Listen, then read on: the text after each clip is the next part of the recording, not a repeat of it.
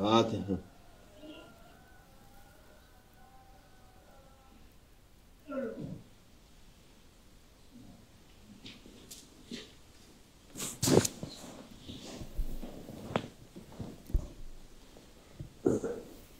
السلام عليكم. أعوذ بالله من الشيطان الرجيم. بسم الله الرحمن الرحيم، والصلاة والسلام على رسولنا محمد سيد الأولين والآخرين. مدد يا رسول، مدد يا سادة الأعصاب، مدد يا شيخ دستور مولانا شيخ الله فازع شيخ محمد مدد طريقتنا الصحبة والخير في الجميع. بسم الله الرحمن الرحيم. وأنفقوا مما رزقناكم. Allah Azze ve Celle sağlıklar azim buyuruyor ve verdiğimiz rızıklardan dağıtın. Allah Almighty says, distribute what we have provided you with. Hayır yapın diye. Allah Almighty says, do goodness with those things which we have provided you with. Emrediyor, tavsiye ediyor Allah Azze ve Celle. This is Allah Almighty's order and recommendation. Mümin dünya için çalışmaz. A believer does not work for the sake of this world. Dünya için çalıştığı ahiret içindir. A believer may indeed work in this world, but he works for the sake of the hereafter. Dünya için değil, yapacağı şeyler Allah rızası için. Niyeti öyle olması lazım. A believer has the intention that even though he may work in this world, he does not work for the sake of this world, but he works for the sake of the hereafter in order to gain Allah Almighty's pleasure and satisfaction. İsterse bütün dünya olsun, bir mani yok onda. And a believer, he may indeed possess the entire world. There's nothing wrong about that. Ama dünya için çalışırsa bir kuruşu bile ona fayda etmez. As long as the believer works for the sake of Allah Almighty. However, if one works for the sake of this world, then there will even not be a blessing in a single penny if the intention and the reason why one works is the sake of this world. Onun için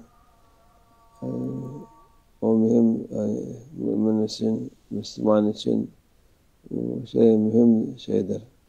This is very important to know for a Muslim, for a believer. Bunu ayırt etmek lazımdır.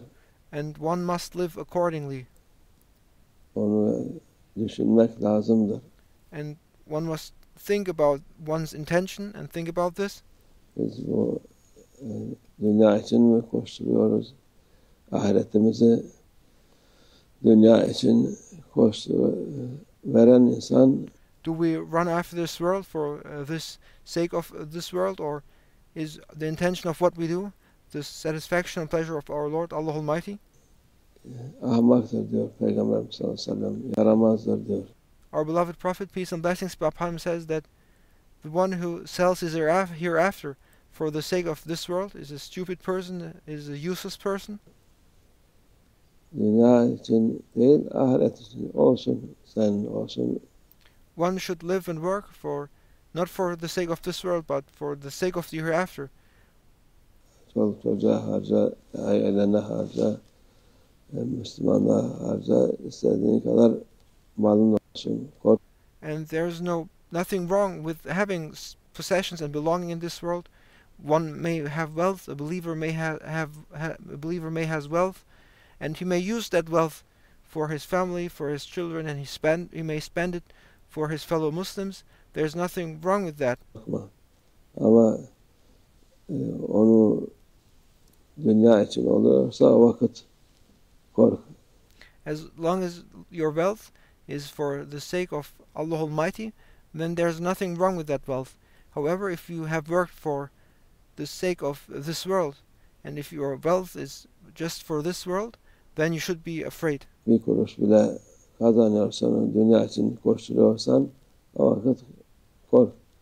If you run after this world for the sake of this world, then be afraid, and you will not find a blessing even in a single penny. Niyetin olacak ki Allah rızası için your intention should be to obtain Allah Almighty's satisfaction.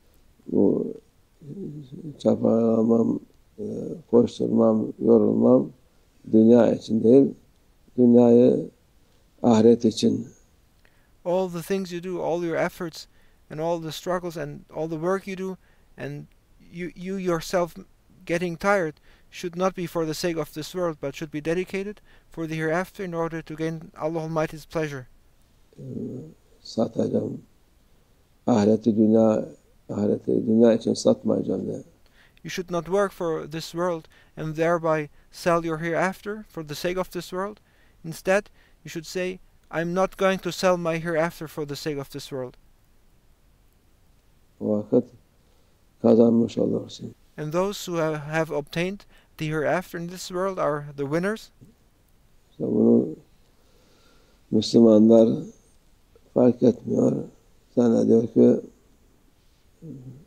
dünya kazandıkça memnun oluyorlar. But Muslims are heedless of this. They think that the more wealth they accumulate for the sake of this world, the happier they will be, the more satisfied they will be. O vakit memnun gözükse bile içinden rahat olmuyor. And they may look satisfied from the outside, but they don't have any peace inside. Huzursuz oluyor. Çünkü Allah rızası olmadığı için memnuniyet olmazdır. They don't find any peace within themselves, because those who do not live for the sake of Allah Almighty and who do not strive to obtain Allah Almighty's satisfaction will not find inner peace and satisfaction. Huzur olmaz. Ancak Allah rızası için olunca o mesele olur. Only those who strive for the sake of Allah Almighty, and even if it's in this world, only those who strive for the sake of Allah Almighty will find peace, happiness, and satisfaction within themselves. Onun için ihvanım diyen insan dediğimiz gibi dünyayı ahiret için çalışacak. Therefore, as the advice to our fellow brothers is that if they work, they should work in this world for the sake of the hereafter. Çalışsın, koşulsun. Tembel Müslüman da makbul bir insan değil. A Muslim is not a lazy person. It's not acceptable for someone or for Muslim to be lazy. A Muslim should work, should struggle and do things and make efforts and strive. Çalışan Müslüman makbul insandır. The Muslim who works, the Muslim who is busy and does things is acceptable. El-Müslüman kavi hayr minel Müslüman zayıf diyor Peygamber sallallahu aleyhi ve sellem. Kuvvetli Müslüman zayıf Müslümandan daha hayırlıdır. Our beloved Prophet, peace and blessings be upon him, says that a powerful, a strong Muslim is more blessed than the weak Muslim. Kuvvet her zaman gene paranındır, altınındır, gümüşündür, varlığındır. And power is money, it is gold, it is silver, it is your wealth, your belongings. O Müslüman daha kuvvetlidir. O hayır, onun için o da Allah rızası olduğu için And a Muslim who has these things, who has that wealth, that power, but has that for the sake of Allah Almighty, is more blessed than the Muslim who does not have those things. o hayırlı olur. Allah hepimize o idrarı versin. O May Allah Almighty make us all to understand this reality that what we do and the work we do should be dedicated for the sake of Allah Almighty. şeyi ayırt etmek mühimdir. It is important to be able to distinguish between those things one does and to distinguish between doing things for the sake of this world and doing things for the sake of Allah Almighty. Ayırt eden insan hayra bulmuş olur. And the one who can distinguish between those two things is the one who will have found blessing. Hayır Allah'ın rızasıdır. Blessing is to be found within the satisfaction is to be found by making your Lord Allah Almighty to be pleased with you. Allah bu hayrı daim etsin bize. And may Allah Almighty make this blessing be everlasting for us. Nefsimize uydurmasın. And may Allah Almighty protect us from following our egos.